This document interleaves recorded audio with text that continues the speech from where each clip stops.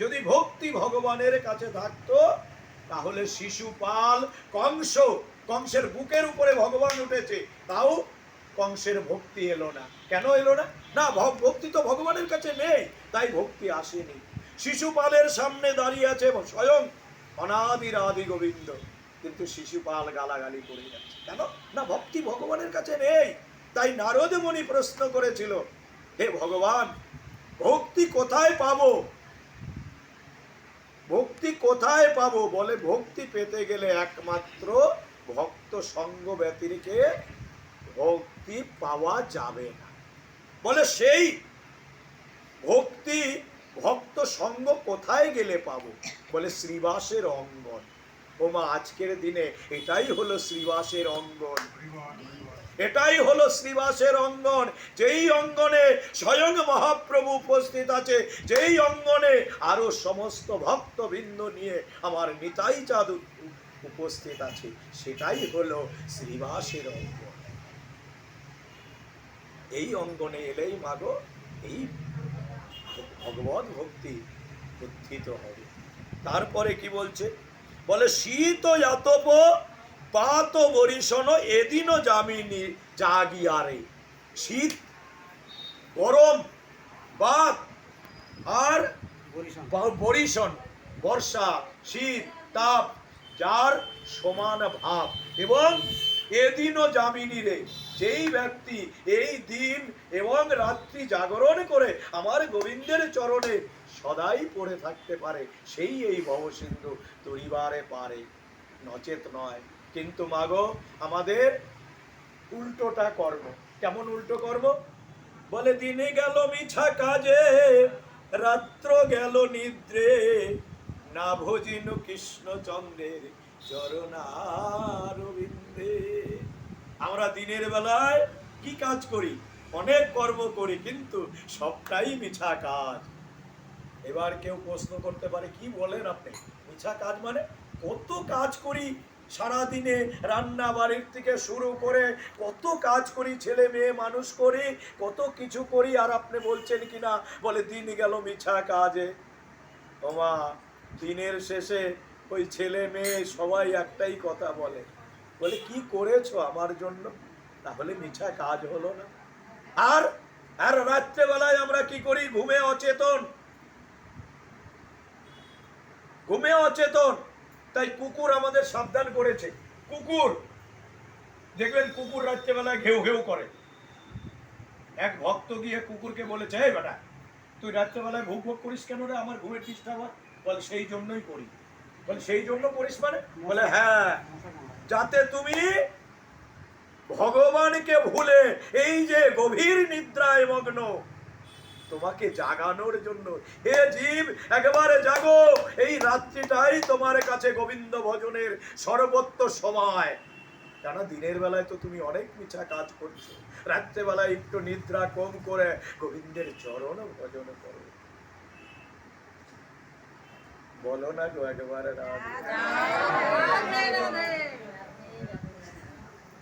একবার বললে হবে নাকি? দুইবার বলতে হবে। রাধে রাধে।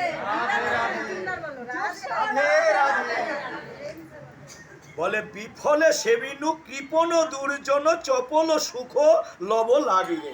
বলে বিফলে সেবিনু, এই যে আমরা ফলের আশা করে সেবা যাই করি, এই যে ছেলে মেয়ে মানুষ করি ফলের আশায়, যা কিছু করি ফলের আশায়। কিন্তু গীতায় ভগবান বলেছেন, কি বলেছেন?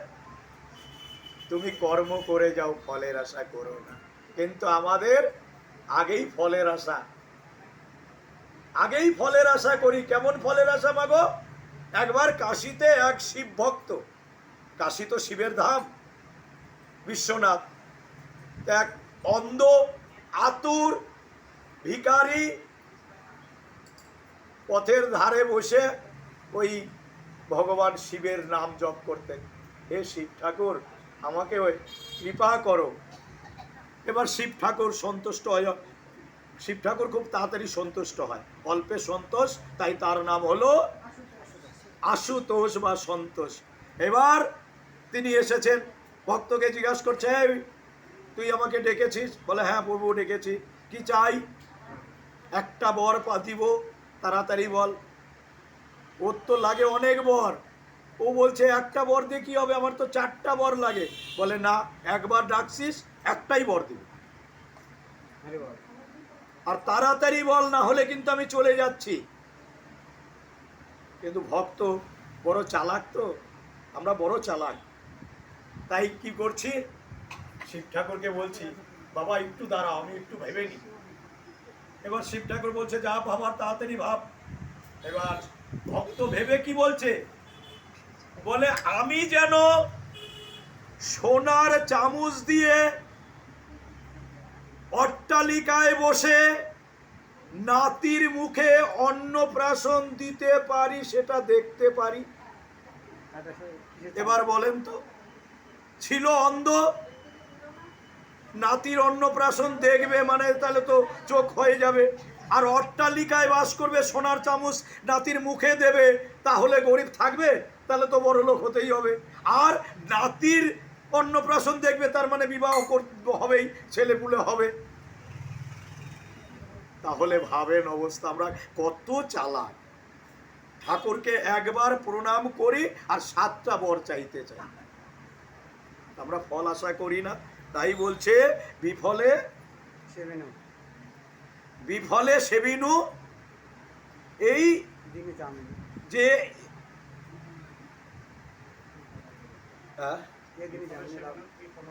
কৃপণ দুর্জন, আমি কৃপণতা করেছি, কার প্রতি, আমি ভগবানের প্রতি কৃপণতা করেছি। কেমন, ওমা আপনাদের কথা বলছি না, কিন্তু দেখবেন বাজারে 2 ধরনের আপেল পাওয়া যায়, 2 ধরনের ফল পাওয়া যায়। আগে আপনি যাবেন কিনতে, জিজ্ঞাসা করে কি করবেন, বলে না পূজা করব। বলে ও তাহলে ওই যে টুকরিতে আছে 40 টাকা কেজি, আর যদি খাবেন তো ওই যে পিছনে আছে মানে পেটিতে, ওটা 160 টাকা কেজি, মানে পূজার জন্য 40 টাকা কেজি। তো কৃপণ দুর্জন, আমরা কৃপণ, তাই কি করি, বলে এটা তো ওই ভগবানকে দিব, ভগবান তো খাবে না, ওটা তো এই মানে ভক্তদের ভিতরে দিতে লাগবে, বেশি দামে নিয়ে কি হবে।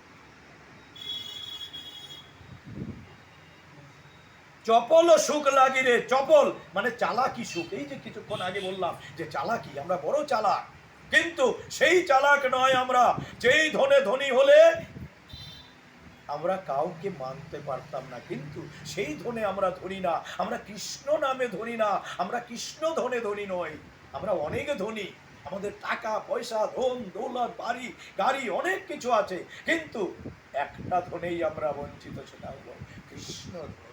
যেই ধনে থাকলে আর কোনো ধনের প্রয়োজন হতো না, আর কোনো ধনের প্রয়োজন হতো না। তার কারণ ওই কৃষ্ণ সেবা, আমার মা লক্ষ্মী দেবী সব সময় তার চরণ সেবা করে, তাহলে লক্ষ্মী দেবীও আপনার ঘরে সুসুর করে ঢুকে যেত।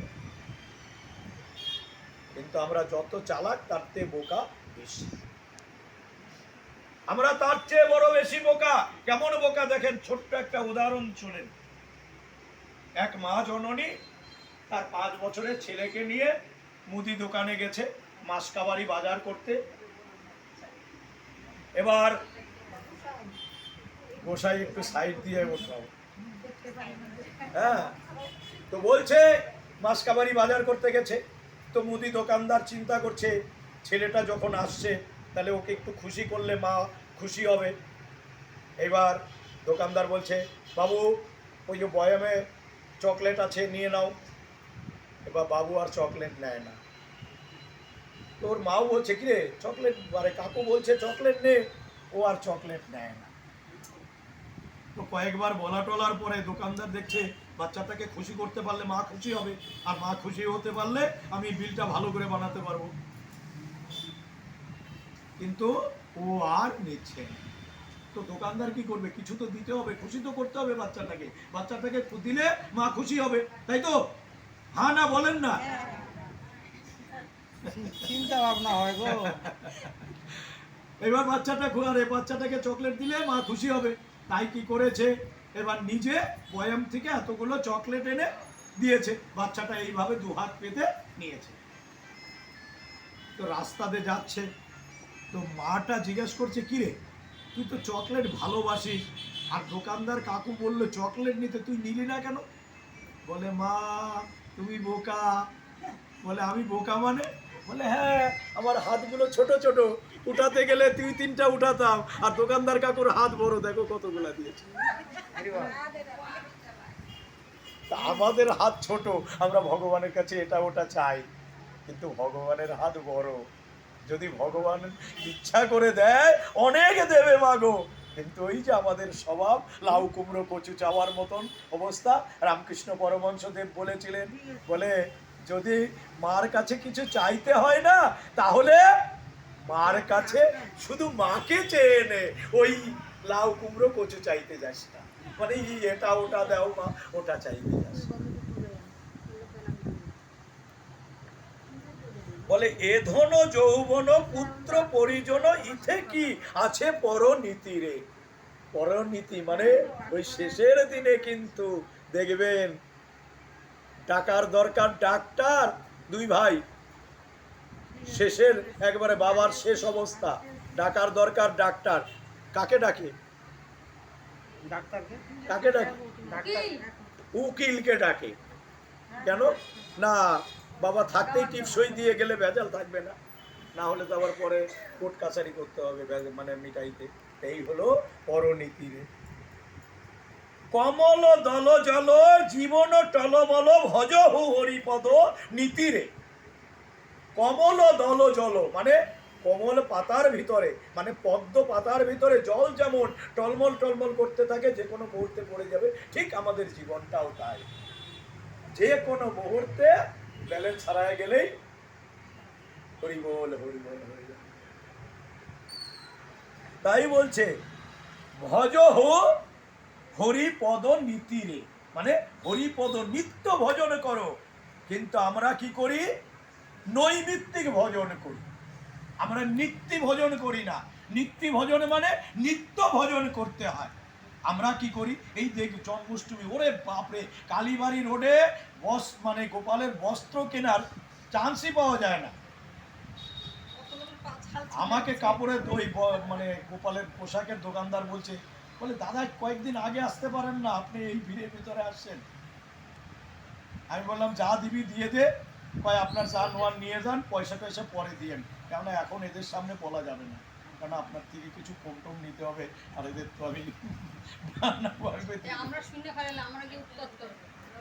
এই হলো অবস্থা। ওদের ভজন কেমন? ওই একদিন বিশাল, মানে কি গোপালকে না দিয়েছে বাস, তারপরে গোপাল আর 364 দিন আর গোপালের কিছু খেতে হবে না, খোঁজ খবর নাই, আর খোঁজ খবর নাই। আবার সামনের বছর আবার হবে, সামনের বছর আবার হবে না মা। এখানে বলছে নীতিরে, প্রত্যেক দিন প্রত্যহ প্রত্যহ সময়।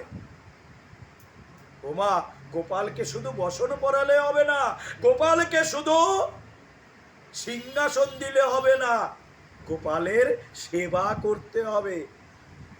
কেন? কেমন সেবা? কেমন সেবা? গোপাল কি খায় মা? একটু বলো না মা। নাড়ু খায়, নাড়ু নাড়ু নাড়ু খায়, বিশেষ করে ছানা খায়, তাই না? নাড়ু নাড়ু ছানাটা বেশি প্রিয়। আচ্ছা মাখন, ছানাটার কালারটা কেমন? সাদা। তাই বলছে গোপাল ওই সাদা দুধের ছানা নয় মা, তাকে যদি দিতে হয় নিজের এই অন্তরটাকে পবিত্র করো, সাদা করো, সেখানে যেন কালিমা না থাকে, পবিত্র সাদা করে দাও, তাহলেই গোপাল সেবা হয়ে যাবে। তোমার ওই বাজার থেকে ছানা এনে দিতে হবে না, যদি তোমার মনটাকে ওই সাদা করে গোবিন্দ চরণে অর্পণ করতে হয়। আবার দেখবেন ছানার ওজন সবচেয়ে হালকা, একদম হালকা, জলের উপরে ভাসে। কেন? বলছে ওই ছানার মতন তোমার মনটাকে হালকা করো, তোমার মনটা ওই কামনা বাসনা লোভ লালসা এগুলো দিয়ে ভর্তি করে রেখো না, ওগুলোর থেকে মুক্ত করো, একেবারে পবিত্র পরিষ্কার করো। গীতায়ও ভগবান বলছেন, বলে পত্রাং পুষ্পাং ফলং তয়ং, মানে পত্র পুষ্প ফল আর জল আমাকে অর্পণ করো, আমি তাতেই খুশি। ভক্ত বলছে বাবা তুমি তো ফুল দিতে বলছো, ফুলের যা দাম এখন, 60 টাকা নাকি একটা ইসে চেনের দাম। গাঁদা ফুলের মালার দাম। কত দামের ফুল তো কিনতে পারবো না।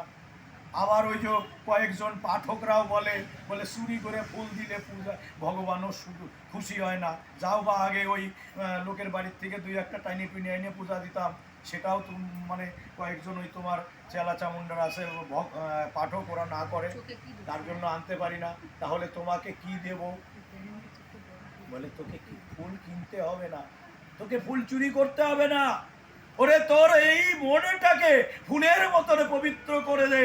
ফুল যেমন প্রস্ফুটিত হয়, ঠিক সেই রকম ভাবে তোর মনটাকে পবিত্র করে আমার চরণে অর্পণ কর। তোর ওই বাজার থেকে ফুল কিনে এনে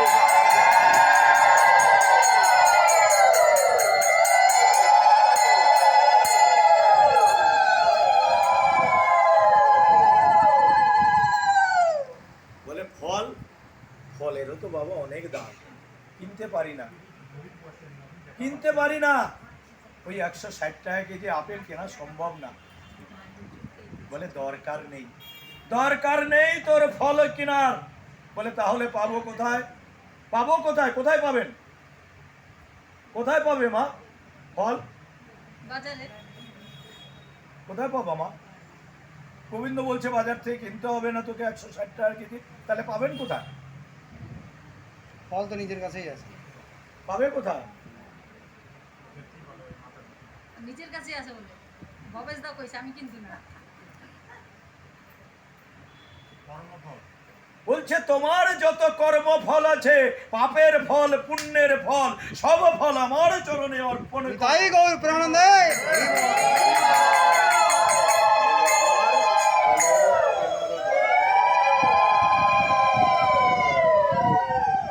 তোমার যত কর্ম ফল আছে সব আমার চরণে অর্পণ করে দাও।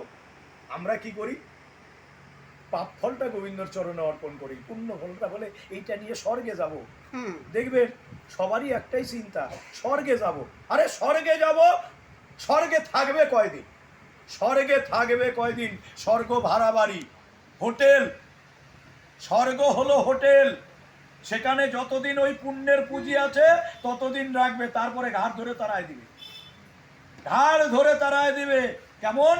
আবার যেমন তুমি কর্ম করেছো সেই ফলটা আবার তোমাকে এখানে এসে পেতে হবে। তুমি যেমন কর্ম করবে ঠিক সেই রকমের জন্ম পেতে হবে। সারা জীবন যদি খাই খাই করে যাও, খাই খাই কে করে বেশি? এই জড়জগতে দেখবেন সবচেয়ে বেশি খাই খাই কে করে? কুকুর। মানে যা পায় তাই খায়, না কুকুরও না, শুকর। শকুর। দেখবেন যা পায় তাই খায়, ওদের বাজ বিচার নেই। কুকুরও মাঝে মাঝে বেছে খায়, কিন্তু শুকুরের বাজ বিচার নেই। তো বলছে ওই সারা জীবন যদি খাই খাই করতে থাকি না, ওই পরের জন্মে ওই খাই খাই অবস্থায় জন্ম। মাগো কেউ কষ্ট পেও না, কিন্তু আমাদের কথাবার্তাগুলো একটু করা হয়, কিন্তু শুনলে কাজ হবে। আবার নিম পাতা, নিম পাতা আছে না, পিতা, কিন্তু খেলে খুব কাজ হয়। আর বলে নিম পারে, বলে বোঝো, আর ভালো লাগুক আর না লাগুক খাও তিতা। গীতা আমাদের কারো ভালো লাগে না, তবুও খেলে উপকার হয়। আর বুঝি আর না বুঝি গীতা পড়লে আমাদের অবশ্যই অবশ্যই।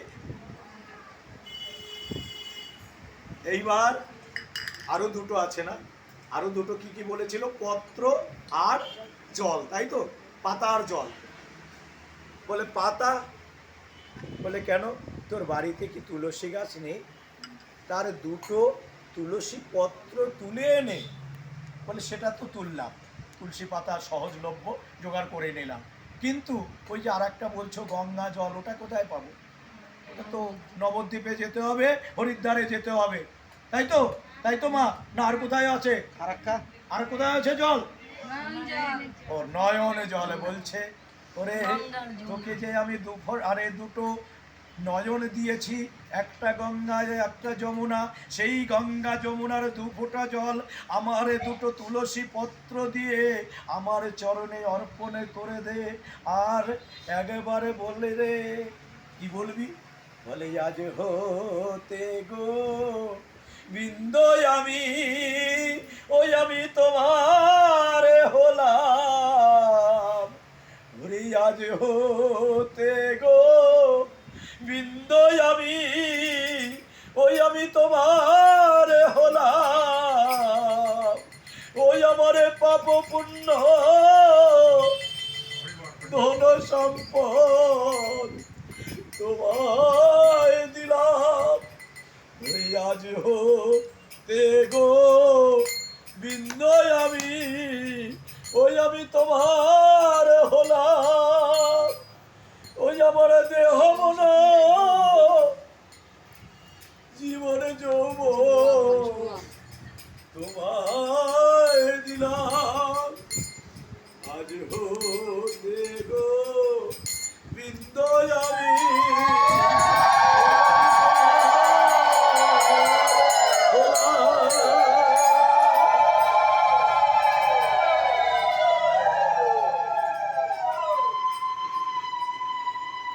ওমা, যেদিন আমরা আমাদের এই দুফোঁটা নয়নের জল দুটো তুলসী পত্রে আমার গোবিন্দ চরণে অর্পণ করে বলতে পারবো, আজ হতে গোবিন্দ আমি তোমার হয়ে গেলাম, আমার যা কিছু সব তোমাকে দিলাম। কিন্তু মাগো আমরা পারি না, আমরা বলি কিন্তু পারি না। যেদিন আমরা পারবো সত্যি সেদিন দেখবেন আপনার ভেতরে কোনো দুঃখ থাকবে না, কষ্ট থাকবে না, কিচ্ছু থাকবে না, সব কিছু আমার গোবিন্দ হরণ করে নেবে, কেননা তার নাম হলো হরি। আমাদের তাপ পাপ তাপ সব কিছু তিনি হরণ করে নেয়। এবার শেষে আসছি, বলে শ্রবণ কীর্তন শরণ বন্ধন পাদ সেবন দাসরে। শ্রবণ কি? শ্রবণ ভাগবত কথা শ্রবণ, কীর্তন, স্মরণ, বন্ধন, ভগবানকে বন্ধন করুন, এবং পাদ সেবন, আমার গোবিন্দের চরণ সেবা করুন, পূজন সখীজন আত্মনিবেদন গোবিন্দ অভিলাষরে। পূজন সখীজন আত্মনিবেদন, আত্মনিবেদন মানে নিজেকে নিবেদন করে দাও, আর পূজন ভগবানের পূজা করো। কিন্তু আপনাদের কাছে আমি একটা প্রশ্ন করব, সেটার একটু উত্তর দেবেন। সেটা হলো সখীজন, সখীজন মানে যে সুখের সময়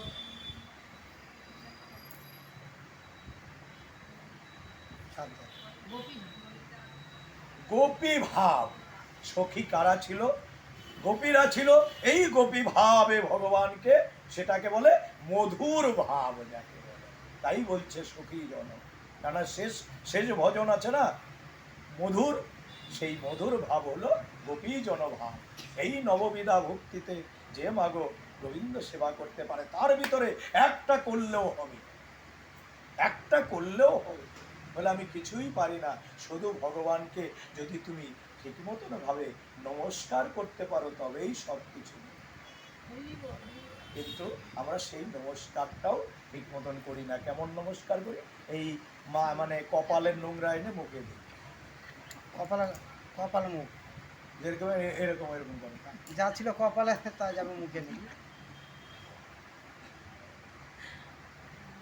এই হলো আমাদের প্রণাম। কিন্তু না মা, এক হাতে প্রণাম হয় না। যদি এক হাত খালি থাকে না তাহলে এইভাবে বুকে ছোঁয়াও তাও হবে, কিন্তু ওই এক হাতে এরকম প্রণাম হয় না, ওটা সেলাম হয়। নিজেরটা না নিয়ম হলো এই দুটো জানু, এই দুটো হস্ত করা, আর এই কি বলে কপাল, এই পাঁচটা অঙ্গ মাটিতে ঠেকিয়ে বলছে, শাস্ত্র বলছে, পদ্ম পুরাণ বলছে, স্কন্দ পুরাণ বলছে, নৃসিংহ পুরাণ বলছে, বৃহৎ নারদীয় পুরাণ বলছে, কি বলছে? যদি আপনি এইভাবে প্রণাম করতে পারেন, ওমা যতগুলো ধুলা তোমার শরীরে লাগবে তত মানে দিন তুমি ওই বৈকুণ্ঠপুরে নিবাস করতে পারবে, যত ধুলা তোমার শরীরে লাগবে। আর আমরা প্রণাম করতে গিয়ে আগে জায়গাটা জানিনি, তারপরে প্রণাম করি।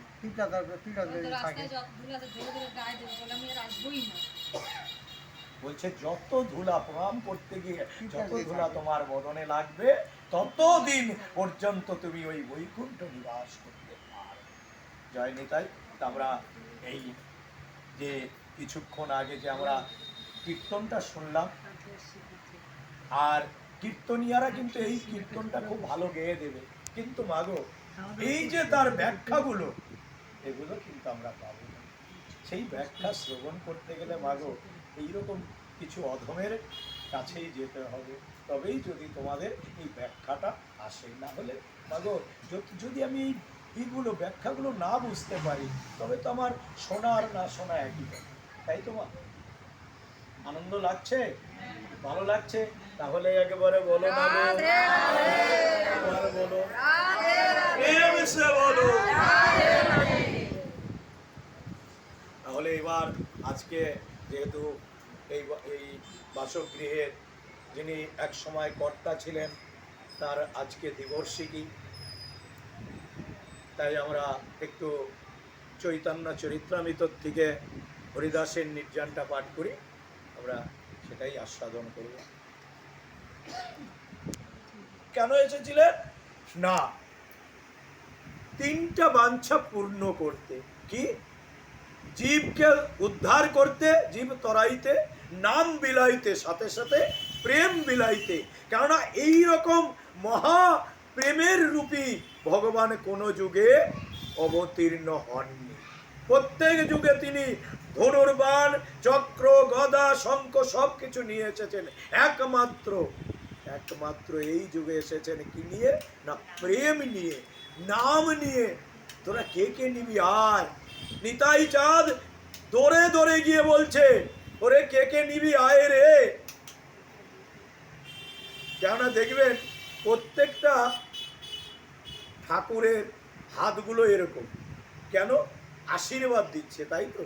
আর আমার গৌর নিতাই এইভাবে আছে, কেন? বলে এই যে টুকরি মাথায়, তো নামের টুকরি মাথায়, তাই ব্যালেন্স হারায় যদি যায়, তাই টুকরি মাথায় নিয়ে এইভাবে আছে। বলে এই টুকরিতে বলে নাম আছে, কে কে নিবি আয়। সবাই কিন্তু সাদা জিনিস তো আমরা সহজে নিতে চাই না। দেখবেন বাড়ি বাড়ি ফেরিওয়ালা যদি আসে না, এই এটা ভালো হবে না, বাজার থেকে ওরতে খারাপ জিনিসও বেশি দামে কিনে আনি, কিন্তু ওই যে সেদে সেদে দিয়ে গেছে নিতাই চাঁদ, তাই তার কদর আমরা বুঝি না। কদর কোন দিন বুঝি? কদর সেই দিন বুঝি যেদিন বিছানায় শয্যাশায়ী হয়ে থাকি, সেদিনই তার কদর বুঝি, তার আগে কদর বুঝি না। তাই প্রভু এসেছিলেন এবং প্রতিদিন দিনের বেলায় ওই প্রসাদ সেবা, এগুলো নাম কীর্তন, জগন্নাথ দর্শন, এগুলো করে কেটে যেত। কিন্তু রাত্রেবেলায় কৃষ্ণ কথা বেশি করে মনে হতো। কৃষ্ণের যে বিরহ, কেমন বিরহ? রাধারানীর বিরহ। রাধারানী কত বছর কৃষ্ণ দর্শনে ছিলেন? ওমা কত বছর মাগো? 100 বছর। আমাদের কলিযুগের জীবের আয়ু 100 বছর, আমরাও কৃষ্ণ বিমুখ হয়ে আছি। আমাদের এত দুঃখ কষ্ট কেন? আমরা কৃষ্ণ বিমুখ, তাই আমাদের এত দুঃখ কষ্ট।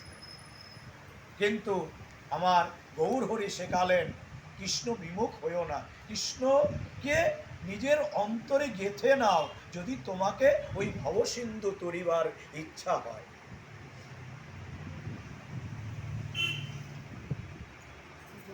স্বরূপ গোসাই আর রামানন্দ রায়, রাত্রি দিন করে দোহে প্রভুর সহায়, একদিন গোবিন্দ মহাপ্রসাদ লইয়া।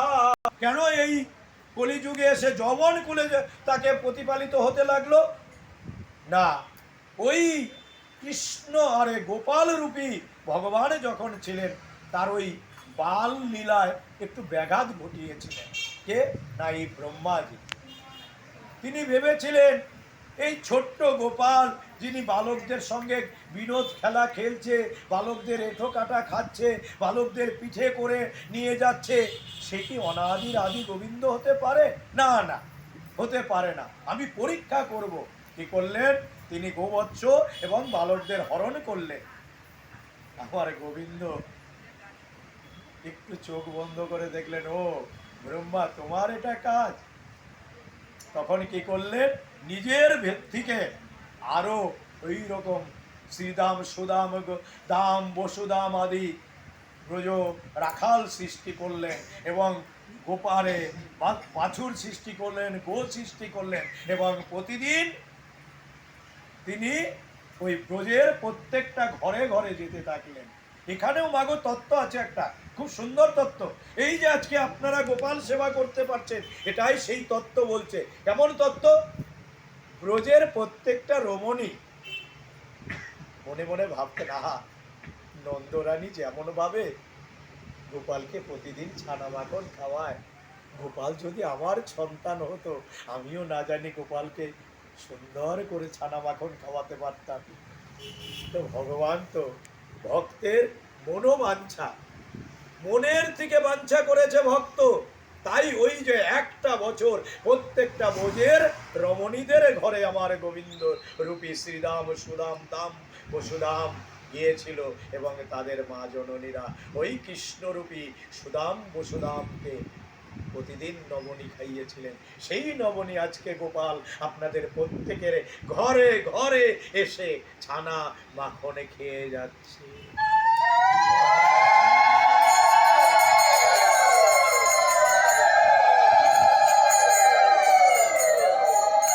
এবং